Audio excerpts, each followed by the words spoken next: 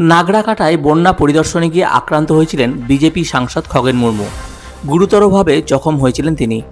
হাসপাতাল থেকে ছাড়া পেলেও চিকিৎসকরা পরামর্শ দিয়েছেন বিশ্রামের। কিন্তু ঘরে বসে থাকার মানুষ নন উত্তর মালদার এই সাংসদ। সোমবার তিনি রওনা দিয়েছেন দিল্লিতে। তার আগে বাড়িতে গিয়ে দেখা যায় নিজেকেই গোছগাছ করতে। দিল্লি যাওয়ার আগে তিনি জানান, এখনও 2 মাস কম কথা বলতে বলেছেন চিকিৎসকরা। চোখের নিচের হাড় এখনও ঠিকমতো জোড়া লাগেনি। শক্ত জিনিস খেতে কষ্ট হচ্ছে। কবে থেকে প্রচারে নামবেন? সেই প্রশ্নের উত্তরে খগেনবাবুর বক্তব্য, আমি তো রাজনীতির ছেলে, এভাবে কি আর ঘরে বসে থাকতে পারি?